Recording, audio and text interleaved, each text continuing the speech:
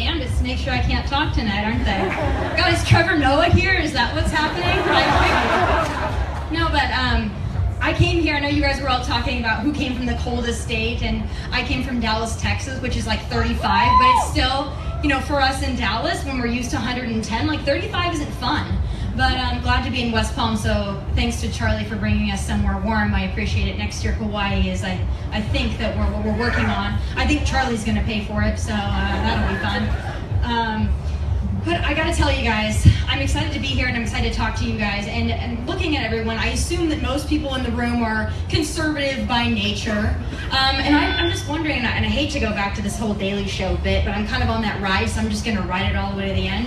But I'm wondering, you know, if I had my good buddy Trevor Noah up here tonight and he walked out here and you guys booed and jeered at him, I wonder what they would call you guys. I doubt it would be social justice warriors, as they called the crowd that booed and jeered me, but, you know, again, you never know. But, you know, speaking of that, I know I have probably a lot of conservatives in the room, some that are in high school, some that are in college, some that have graduated, you know, a while ago. But I want to know, how many of you in the room, whether you're attending high school or college or just in daily life, as a conservative have felt like you've been limited, have felt like you've been silenced, diminished, harassed, labeled? If you have, raise your hand. Okay, so like the good majority. Okay, now again, raise your hand if you're gonna let that stop you. Because, no, none. Because that's exactly what they want. Because they've been able to do it for so long. For so long, they've been able to back us into a corner because the leaders on the right have allowed them to do it. They've allowed the hard left to dictate the narrative, to tell the stories, to label and silence everyone that disagreed with them, and they were in power. And then a funny thing happened on November 8th, 2016. We took it back. And I don't just mean for the Trump supporters in there, I don't even mean for the kid that's got the Make America Great Again hat on. I mean, not even just Trump supporters. I don't mean we took it back if you voted for Trump. I mean, we took it back if you're a conservative, if you're a Republican, if you're not from LA or New York City, and you're from maybe the middle, or maybe the South, or maybe one of the corners, or maybe a small town somewhere in between, and you have a voice, and it's been ignored. We took it back. Be proud of that. And you know, I go on a few of these mainstream networks because I'm infiltrating the mainstream, like they don't see me coming, then it's like, oh, there she is again, yeah, I'm not leaving. I irritate the mainstream and I have fun doing it, but the mainstream, they like to ask me, like, why, you know, how did we get this so wrong, Tommy? You know, I got David Wright, ABC on Nightline. You know, why do you think the mainstream got it so wrong? Thinking you're confused by this? Every time you go to quote someone, every time you take a poll, you go to Harvard, you go to the liberal universities, you talk to the liberal kids and the liberal professors, and they tell you what's going to happen in the election, and you trust that, and you take that as gospel, and then you perpetuate it in all your mainstream, and then you guys think that that's what's going to happen, but you're wrong, because there's a lot of people, a lot of in this room included, that said, no, not this year, sorry, we're going to take it back this year. So they're so confused and they're so perplexed as to how we won this election. But, you know, I got to tell you, we did win, and so we have like a victory lap that we can take, and we've all been taking it. Lord knows I've been walking around the Blaze taking my little victory lap, because Charlie was talking about safe spaces and cry-ins. That was like November 9th at the Blaze, pretty much, with Glenn, a cry-in. Like, everyone was a little disillusioned, but never Trumpers, of course. But now really isn't the time to delineate ourselves, whether we're never Trumpers, pro-Trumpers, people that voted for that guy, Evan McMullen, what have you. It doesn't matter. We're all here. We've all got a common goal, and that's limited government, that's liberty, that's faith, family, freedom. So it doesn't matter at this point what your faction was. But I gotta tell you, we could take our victory lap and we could take it all the way through the inauguration, and we could take it even a few months after that. But if we get sloppy and we get lazy, they will come at us harder than ever before, and they will win. And that's something that we all need to be on our toes for, I'll tell you, because the hard left does not like to lose. There's one thing that they hate, it's losing, which is rather surprising since we've got, you know, President Obama, the first female president. So I know that we're all used to like this narrative of losing's okay. Lose, Iraq, lose, you know. Everywhere we go, lose, lose, lose. But the hard left, they like to win elections because they like to win things that put them in power, right? So they're going to come at you harder than they've ever come at you before. They're going to come after me harder than they've ever come after me before. And everyone in this room.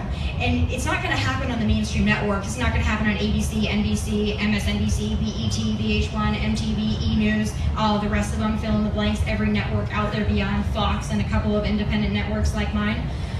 They're not going to come there. They're going to come for the college campuses, because they've already got a firm stake in those college campuses. So that's why organizations like Turning Point are more important than ever, because this is our battleground, and you all are the soldiers on that battleground. And we're going to rely on you to take that message out and perpetuate it, because we're the only ones that are going to be able to do it. And I know that a lot of you raised your hand when I asked you if you felt like you were silenced, that you were harassed, that you were attacked for being conservative, and I get it, because my teeth are kicked in on a daily basis every time I check my Google alerts. They come for me, right? But you have to stand firm in yourself, you have to stand in your truth and speak your truth, and if you do that, they will back down and they will back away. I promise you they will, but it's going to be the college campuses that this battleground is going to take place. But I encourage you this as well. No one likes somebody that comes up to them abrasively and tells them to be a conservative or be a Republican. We don't like that. Nobody likes to be confronted like that. It's like when you walk into a store and you just want to buy a damn shirt and they're trying to sell you the whole store. No one likes that, right? So the best way to do it is to engage with people and to have that conversation. Instead of talking about how horrible Barack Obama and Hillary Clinton and the rest of them are, talk about how great your policies are, talk about how great your leaders are, talk about how great limited government is, the pros. We can win on policy. We don't have to win on labels like the left does. We don't have to do that. We don't have to call them names. We don't have to try to silence them. They can speak as loudly as they want to, because we know that when they do speak, they tend to, step on themselves. Like Hillary Clinton opened her mouth, it took her 200 and something days, opened her mouth, called us deplorables, helped her lose the election. So if they speak their ideas, they will lose. If we speak our ideas, we will win. So remember that. But because I like to speak usually in 2.5 to 3.5 minute increments at a time that go on Facebook, I'm going to break the rules a little bit. Instead of sitting here, oh look, the planes are coming, it's Trevor again. Instead of standing here for 45 minutes and talking at you, which to me is rather boring, I'm going to break the rules. And not in the break the rules like private server in a bathroom in Colorado break the rules, more like break the rules in a fun way that I'm going to be interactive. I'm going to take some questions. It's another thing the left won't do unless Donna Brazil slips them to them. But I want to take questions, and anything you have for me, whether it be, the biggest thing is, I know that I get a lot of emails about this, and I wish I could answer all of you guys, but I just, quite frankly, don't have the time. Emailing me saying, I'm a conservative on my college campus, I feel alone, I feel like I don't have a voice. First thing to do is join something like Turning Point USA, get involved in that. But the second thing is you need to know how to combat their narrative, because their narrative is rehearsed. They've got the words, they've got the sound bites, they've got the buzzwords, the labels, everything. So they're already primed for this.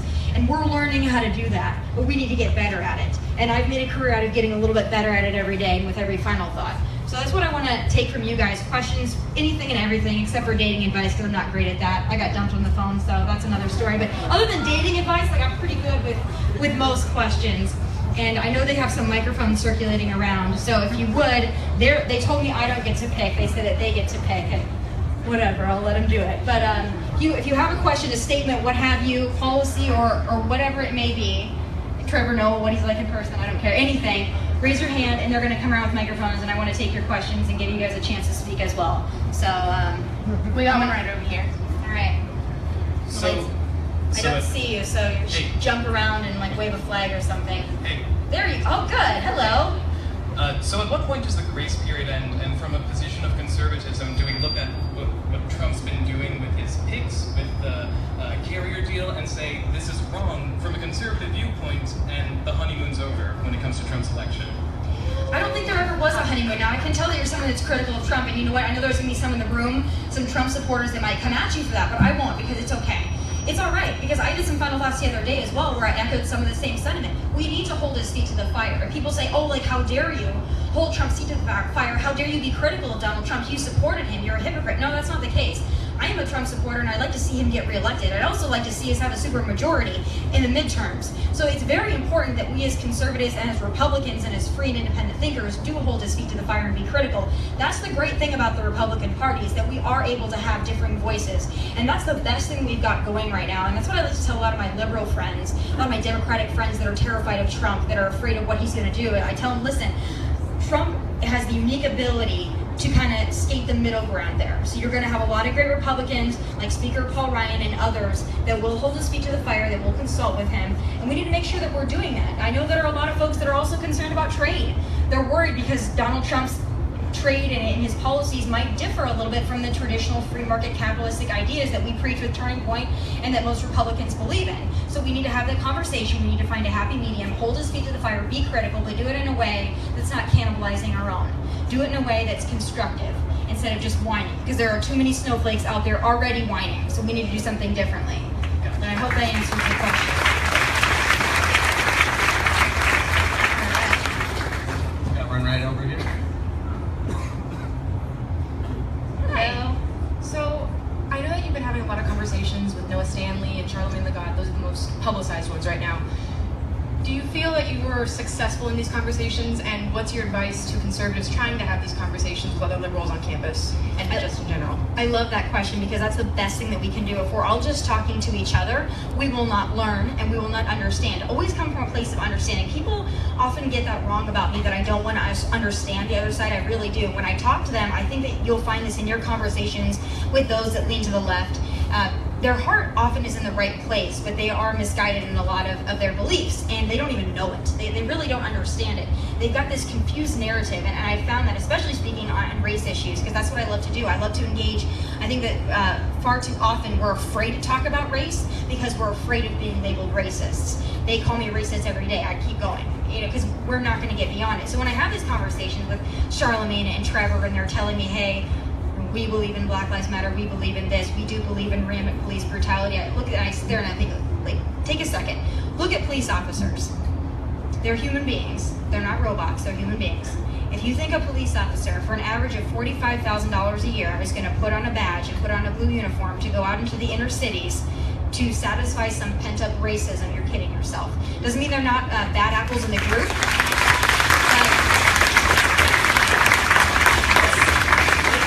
That there's so many police officers out there that are feeling that right now, and that's why I'm such an advocate for backing the badge and backing law enforcement. That doesn't mean in every instance. That's what's great about the United States of America, because if you do have a bad apple, the Justice Department, we have the legal recourse to address that problem. That doesn't mean throwing bricks at officers in Charlotte and burning down CVS. That's not how we go about this.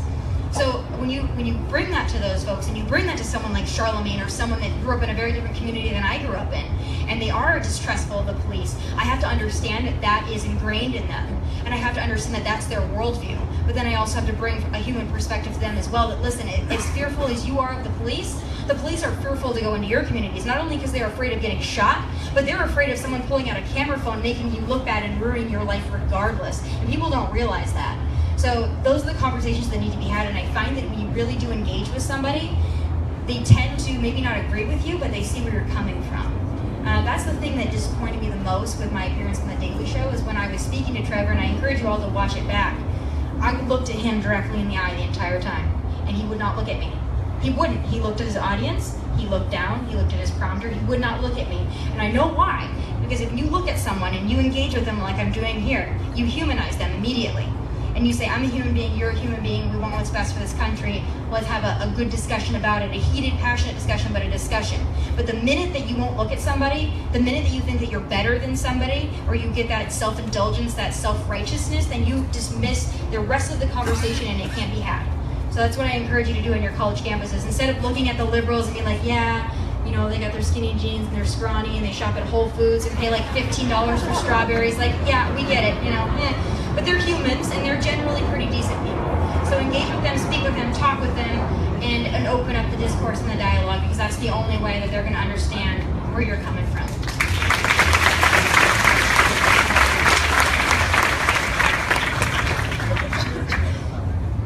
Hi, thank you for being here tonight. I was wondering if you'd ever run for public office.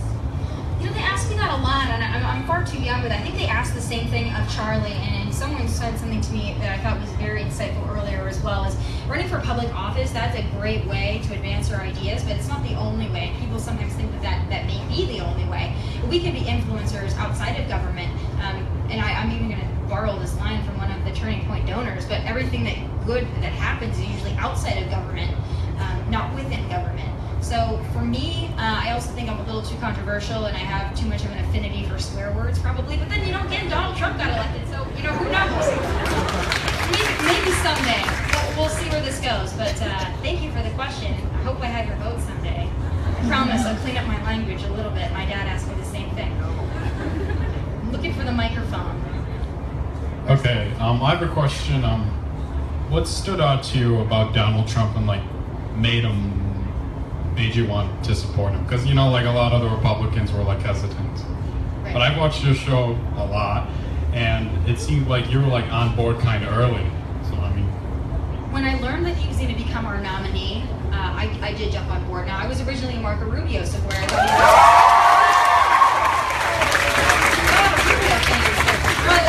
Floridians probably, right? No, I was a huge Marco Rubio supporter, and I still am. But beyond that, the reason why I really did support and back Donald Trump, I'll be honest with you, it's not necessarily because of Donald Trump. It's because of what Donald Trump represented, and that's someone from the outside coming in. Someone that wasn't playing the game, someone that wasn't beholden to anyone, someone that understood the anger, and he was coming in saying, I get you, I get you, I get you. You're a Democrat in Ohio. You're a steel worker, you're a coal worker, I get you, I get you. There are some conservatives out there that would have only been happy with this election if George Washington were elected. I kid you not. There are some that will poke holes in any Republican that is nominated. None of them are conservative enough. They're too conservative, this, that, and the other. There are some that would not be happy unless they had an original founder. I swear to you, because I work with them. But beyond that, it was that he understood the anger, but not so much anger, because I think that's the biggest misconception. Correct me if I'm wrong. There are Americans that are angry, but I don't see it as anger because people call me angry all the time. I think I'm funny, but I'm not angry, I'm passionate. Trump supporters are not angry Americans, they're passionate Americans. They're Americans that they don't want to see their paycheck being confiscated and given to Planned Parenthood. Excuse me, I work my butt off, I don't need to pay for your abortion.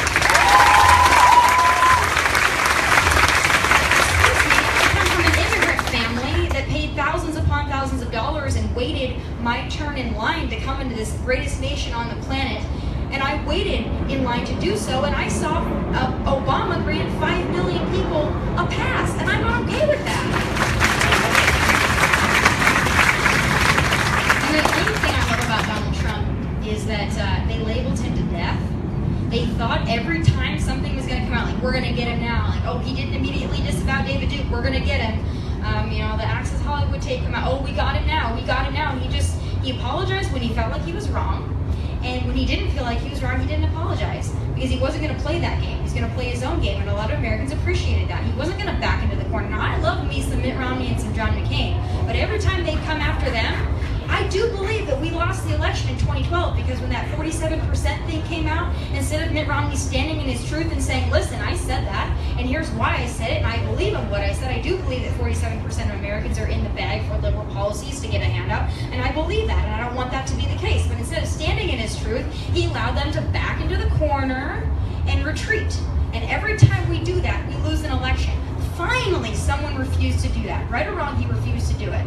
So Donald Trump, he's got some work to do. He's got some learning to do. But I'm happy with what we see so far. I'm optimistic. I think he's got a willingness to reach out to all sides of the spectrum. And I think we're going to have a resurgence of not only conservatism, but limited government and an outsider that's going to take the country by storm. So cautiously optimistic, cautiously, but also critical when need be. And I hope we all remain that way, because none of us can look at someone as our savior. We can't let any leader become our savior. That's what they did with Obama, and it didn't turn out well. They looked at him like he could do no wrong, and look what happened. It was the biggest missed opportunity we've ever seen.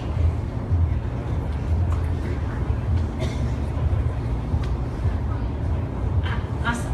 Hi. Thank you for so much for coming to our conference. So come from a small liberal school in South Carolina, and we just had exams, and it was for my women in politics class.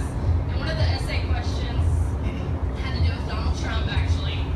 My professor is super liberal, and she basically said Nancy Pelosi was trying to get in touch with Donald Trump, like, quote unquote, but unfortunately never got in touch with her because she's a woman.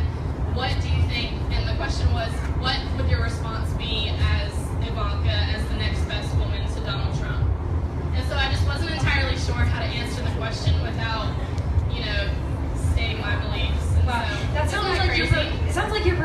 an angry Facebook post, drinking a little too much wine the night before, and decided to write an exam question to me. Like, let me get out all my anger and all my resentment. I bet she's single too, but beyond that, I'm single, so I I can wouldn't say, believe her husband works for the NRA. well, see, she's angry, and she's angry at something.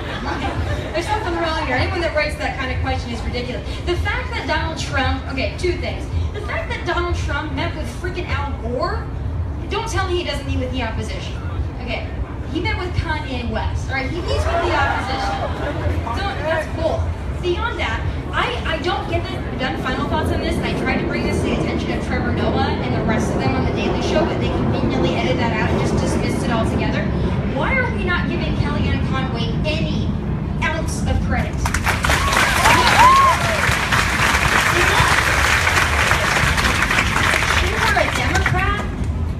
The toast of the town. If she were a Democrat, she would be a hero. She'd be on the front cover of Cosmo, Vogue, the rest of them. She would be in an episode of Girls with Lena Dunham. She would be the biggest, most important thing in the entire world if she were a Democrat. But because she's a Republican, they dismiss her. They say, oh no, she's the first successful female campaign manager in history. And they look at her and they don't want to give her that credit. And we need to press them on that, because the way we're going to win this, the way we're going to win midterms, the way we're going to change minds, the way we're going to expand and grow and be able to preach our message and get people to understand it is by exposing the double standards of the intolerant, hateful left.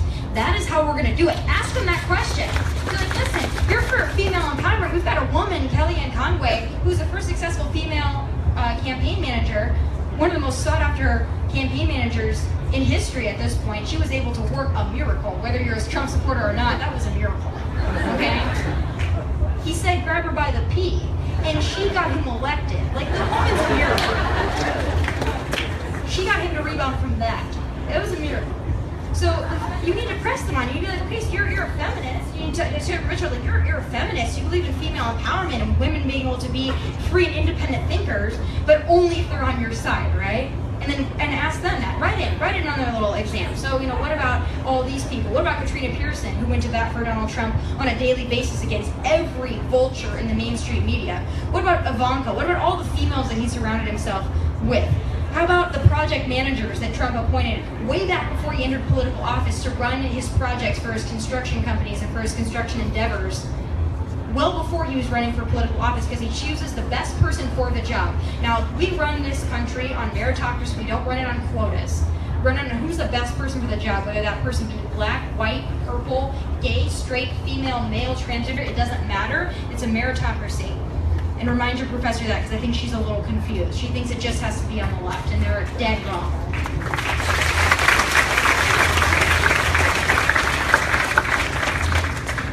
Hi, thanks for coming today. Oh, thank you for having me. So this question's a little more personal. So not many people wake up in the morning and say that they're going to be the voice for young conservatives, for millennials. And so do you have a moment where you decide to do this, where you decide to finally speak up for the silent, where you decide to speak up for us? I tell you, I grew up kind of doing this. So watching the television, and someone asked me this question earlier as well. So I grew up in Rapid City, South Dakota, and it's a small state in the middle of the country. I grew up in the second largest town in Rapid City, which is like 70,000 at best. That's everybody's home. So I know what it's like to grow up in middle America, and I know what it's like to feel ignored, and I know what it feels like to turn on ABC News or any of the mainstream networks and feel like they're getting it completely wrong. When they're talking about, the Sandy Hook massacre, and then they're describing the assault weapons that were used, and they're talking about, this is what the weapons that the military uses, and these people, it's like, I sit there, I'm like, I grew up in South Dakota, I know about guns, I know what you guys are trying to do, I see right through your crap, and I wanted to be a voice for the people that didn't feel like they had one, or were just, quite frankly, too busy working to have a voice. And then to be vocal and to stand up, and I have this quality where I think I'm invincible and I'm fearless, and I just, at this point, my biggest advice to all of you is when people are coming at you, even if they're not coming at you the magnitude that they come after me, in order for someone to bring you down even one peg, in order for you to take anything that they say and give it any kind of credit whatsoever, let it change your mood whatsoever, first you have to respect that person. And if they're speaking to you and they're rude to you, they're belittling you, they're demeaning you, they're calling you names, you don't have respect for that person, so it should roll right off your back. Don't let it bother you. That's what I've learned to do every day. People say the meanest, most vile things to me online. I don't respect them. They can't spell. Move on. You know? I mean, like I've said this before. It's like if your profile picture is you with the dog Snapchat filter, and your bio says like I'm hustling. You know, every day I'm hustling. Like you're 16. You're not hustling. Okay? Like you're trying to drive. But move on. And they're telling me I only got 5 minutes left. Let's do some more questions. Thank you. Who's next? So just wondering, what's your stance on student loans and the student loan bubble, and if you were to ever have a public office, what would be your stance to fix the bubble and address That's the quite the extensive question. I will say this. So there's a lot of talk about student loans, and I think that oftentimes the right gets this wrong because we don't address it and we don't talk about it. That's something that Turning Point does very well, is giving good talking points to address that issue, because we failed as a conservative movement by not reaching out to young people and speaking about student loans because they are debilitating. But the thing that I will say about that is twofold. One is anytime that the government intervenes in things, it doesn't make it better, it makes it worse. The whole tuition forgiveness stuff, that doesn't fix the problem. That is a Band-Aid for the problem. If you know that your tuition is going to be forgiven in 15 or 20 years, what have you, that does not incentivize their institutions at all to lower their costs. In fact, it allows them to hike up their costs because they have no reason not to. Because students are not price checking, they're not comparing colleges based on the value that they're getting. So when the government gets involved, it makes things more expensive and it doesn't incentivize anything. So I would say, number one, there's that. So that's a very complex issue that needs to be addressed, for certain. But I think that one of the ways is to make college more competitive. And when you give tuition forgiveness, you are eliminating that competition, which stands against everything that Turning Point, free market capitalism, and the free marketplace stand for. Two, I have student loans. I also make a decent paycheck because I work my butt off and because I was able to find a decent job. Jobs are the most important things beyond student loans. We need to get those down, I agree. But finding a job after you graduate is more, to me, more important because you're able to pay off the student loans. So those things in conjunction with each other, we can really address this, but it has to be from a common sense standpoint, and we need people to start talking about it on the right. So encourage your leaders to do so, because we're losing a lot of millennials because they fail to have the conversation. They do, and that's our fault. It really is. This will be our last question. Oh God, you're making it good, no pressure. Hi, Tommy. I'm super grateful to be here. I don't know where you are, I gotta find you. It's my last, there you are. Hi. Tommy, I'm just wondering why, when you had Trevor, it seemed like with the Black Lives Matter issue, you had him on the ropes, but you could have by just bringing up the war on drugs and ending that. When you talk about the disenfranchisement of the Black or the lower SES communities, you would have all of the scientific or academic literature in your back pocket to put out there, and it would quell so many social issues, the entitlement programs, when there are people, well, I'm not gonna, I'll keep it simple, and it doesn't take a great intuition or revelation to understand what the problems that could be solved by beginning to open up. And I wonder, outside of it being political suicide, is it now, do you think that we would be able to move in a direction where we can now put this on the table for the reform at the very least, and flat out complete legalization of drugs to quell these issues? Yeah, I have a little bit of a problem with that, and here's why. It's not that the war on drugs, I don't agree with you, that it was in some ways a misguided notion, but the thing that frustrates me the most is that you say, in order to help out Black communities, we have to stop imprisoning them for dealing drugs and for doing drugs. That to me is a condescending notion. Instead of saying like, go ahead and do drugs, we're not going to put you in prison for it, or go ahead and sell drugs and we're going to lessen your sentence, we're not going to give you 3 strikes. I don't think that's going to solve the problem. It might keep them out of prisons, but it's not going to strengthen families. That's not going to lessen your actual problems in the inner cities. You're just not going to be locking people away from it. So to me, it's a conversation that needs to be had, but I don't think it's at the core of the problem. I think the breakdown of the American family is at the core of that problem. And the government incentivizes the breakdown of the American family. And it's perfect for Charlie to come in, because Charlie has a line that I steal from him all the time, usually at every engagement that I do, because he told me it one time and I took it. Sorry, Charlie. But he told me this one time, I was like, this is the best answer to anybody, is you ask people, and I'm going to say it, you don't get to, because I don't know. You do, but put it away. It's off. No, it's not. He asked, like, so do you trust government? And almost no one trusts government. I mean, young people don't trust government. Those in Black communities don't trust government. Old people don't trust government. Young people, nobody trusts government. Okay, so then why would you want to make it bigger?